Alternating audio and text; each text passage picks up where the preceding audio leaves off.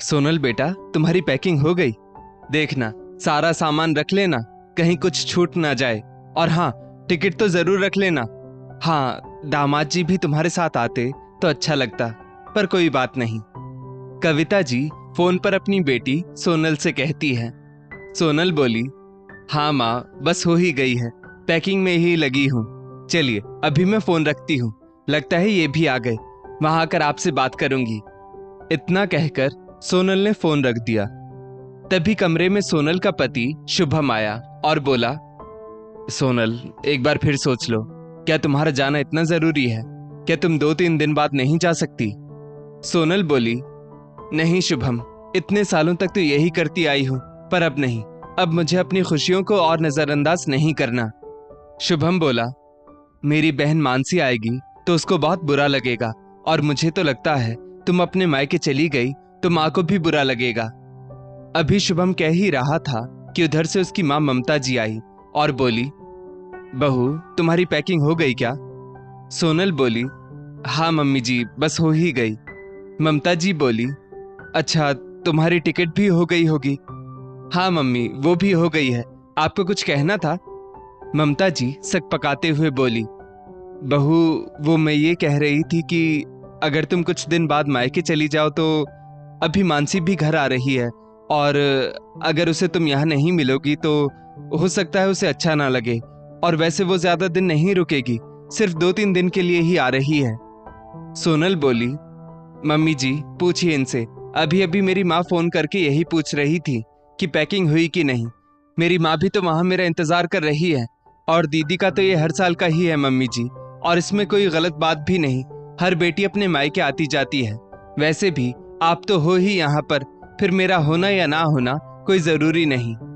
ममता जी बोली, बहू मैं तो हूं ही, पर तुम भी होती तो अच्छा होता, उसका भी तो मन होगा अपनी भाभी के साथ वक्त गुजारने का, और फिर मैं कब तक रहूंगी?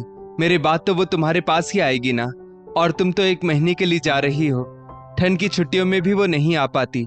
जहां तक मुझे याद है तुम दोनों को मिले हुए 2 साल हो गए होंगे, इसलिए कह रही हूं तुम 2-3 दिन बाद चली जाना।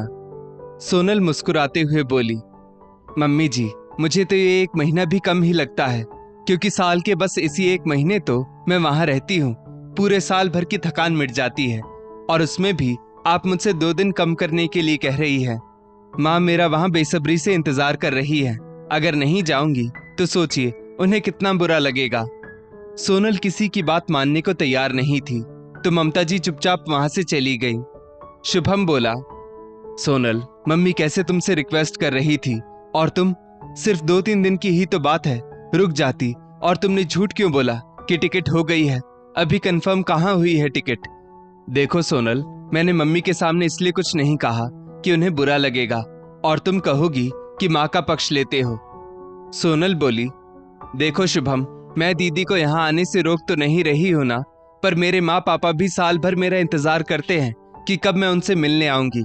मैं भी तो साल में 1 बार ही तो मायके जाती हूँ, और फिर टिकट का क्या है, वो तो कंफर्म हो ही जाएगी, और अगर नहीं भी हुई तो मैं ट्रेन में टीटी से बात कर लूंगी, या फिर वेटिंग में ही चली जाऊंगी।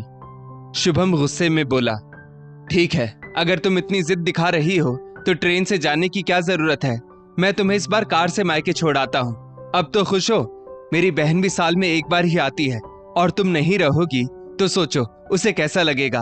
अरे कौन सा मैं तुम्हें जाने से रोक रहा हूँ, बस 2-3 दिन बाद जाने के लिए कह रहा हूँ, और अगर कहो तो मैं मम्मी जी और पापा जी से खुद बात करता हूँ, मुझे नहीं लगता कि वो मना करेंगे।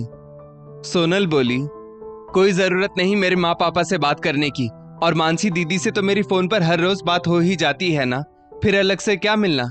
अगर दीदी को मुझसे मिलने की इच्छा होगी तो वो साल में बीच में भी आ सकती है, छुट्टियों का ही क्यों वेट करती है? उनके बच्चे अभी छोटे ही तो हैं, कौन सा उनकी पढ़ाई का नुकसान हो जाएगा। पर नहीं, और मैं क्या जानती नहीं, उन्हें तो बस खुद से मतलब है। अब मैं भी किसी के लिए नहीं रुकूंगी, मुझे मायके जाना है तो बस जाना है। कहीं ना कहीं शुभम भी अपनी बहन के स्वभाव से भली भांति परिचित था, और इधर सोनल को जिद करते देखकर वो भी ज्यादा कुछ नहीं बोला। दरअसल मानसी भी गर्मी में ही मायके आती थी, फिर बच्चे हुए तब तो 15-20 दिन आराम से रहकर लौटती थी। समय बीता, मानसी की सास पिछले 4 साल से बिस्तर पर क्या गई वो मायके में ज्यादा रुक नहीं पाती थी, पर जब से सोनल ब्याह कर आई, मानसी में बदलाव आया। जब कभी उसकी ननद छुट्टियों में घर आती, वो झट से मायके आ जाती थी। खैर, सोनल चली गई। अगले दिन मानसी वहां पहुंची तो पता चला कि भाभी तो मायके गई हुई है। मानसी ममता जी से बोली, मम्मी, भाभी को क्या हो गया जो वो मायके चली गई? उन्हें क्या पता नहीं था कि मैं आ रही हूँ? कम से कम मुझसे मिलकर ही चली जाती। पर वो तो बिल्कुल पारिवारिक नहीं है। ममता जी बोली, अरे तुम क्यों नाराज हो रही हो? मैं हूं ना घर पर, और तुम मुझसे मिलने आई हो या अपनी भाभी से? मानसी मुंह बनाते हुए बोली, क्या मम्मी, आप भी कुछ भी बोले जा रही हो? मिलने तो मैं सबसे ही आती हूं ना। अगर भाभी भी होती घर पर तो कितना मजा आता, पर मुझसे ज्यादा उन्हें अपने मायके वालों से लगाव है। अब आप तो पूरे दिन किचन में लगी रहोगी, तो मैं क्या यहाँ दीवारों से बात करूंगी? ममता जी बोली, अब बेटा, वो भी साल भर अपने मायके जाने का इंतजार करती है। एक तो ये दूर दराज जिन बेटियों का ससुराल होता है ना, उन बेचारियों को तो पूरे साल इंतजार करना पड़ता है। इसलिए जैसे ही बच्चों की छुट्टियां पड़ी, वो भी मायके रवाना हो गई। और इसमें गलत भी क्या है? जैसे तुम हमारी लाडली हो, वो भी तो अपने माँ बाप की लाडली है। ममता जी ने बेफिक्री से कहा। मानसी बोली, हाँ मम्मी, मैं समझ रही हूँ, लेकिन कम से कम टाइम को इस तरह से एडजस्ट करना चाहिए था ना कि ननद से मिल तो लेती।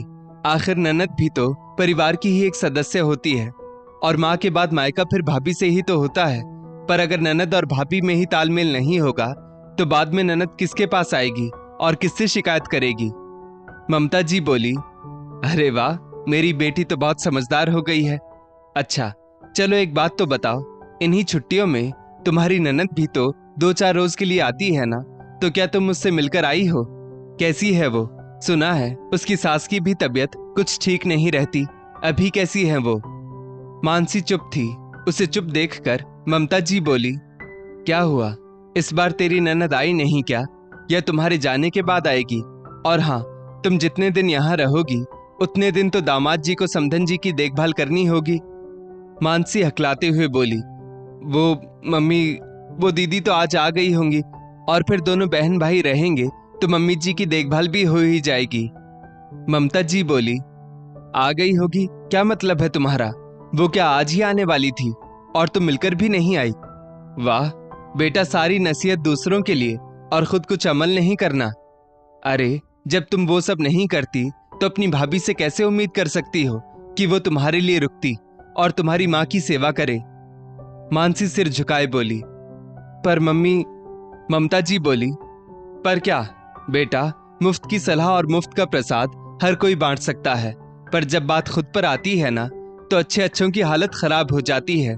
इसलिए लंबी लंबी फेंकने से अच्छा है उन बातों को अपनी जिंदगी में अपना कर दिखाओ तो जाने। मानसी गुस्से में बोली, आप कहना क्या चाहती हैं? मैं बुरी हूं और भाभी अच्छी है? ममता जी बोली, कौन बुरा है कौन अच्छा, ये मैं नहीं कह सकती, पर हाँ, इतना जरूर कहूंगी, अपनी भाभी में कमी निकालने से अच्छा है पहले खुद की कमियों को दूर करना सीखो। मैं तो बेवजह खुश हो रही थी कि मेरी बेटी समझदार है, पर तुम तो ऐसी हरकतें कर रही हो जैसी कभी सोनल ने भी नहीं की है। मानसी बोली, आप कहना क्या चाहती हैं? साफ साफ कहिए। ममता जी बोली, बुरा लगेगा पर यह सच है। ईश्वर ना करे कभी अगर मैं बिस्तर पर चली गई तो सोनल मुझे छोड़कर तो अपने मायके कभी नहीं जाएगी। ममता जी की डांट से मानसी को इतना तो समझ में आ ही गया था कि सोनल के ना होने पर जो कमी उसे खल रही है, वो कमी उसके ससुराल में उसके पति और ननद को भी तो महसूस हो रही होगी। वो कहते हैं ना, जब जागो तभी सवेरा। अगली सुबह मानसी घर जाने की तैयारी करने लगी तो ममता जी ने पूछा, अरे तुम तो कुछ दिन के लिए आई थी ना?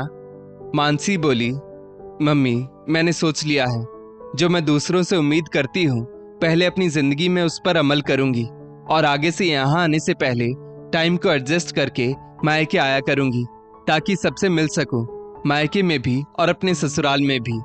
चलती हूँ, अपना ख्याल रखिएगा। वो दिन और आज का दिन सोनल और मानसी अपनी अपनी ननद के साथ 2 दिन बिताती, फिर अपने मायके जाती थी। इससे एक नहीं बल्कि 3-3 घरों की परेशानी खत्म हो गई और सबको अपनों से मिलने का वक्त भी मिल जाता था। दोस्तों, इस स्टोरी को लेकर आपकी क्या राय है?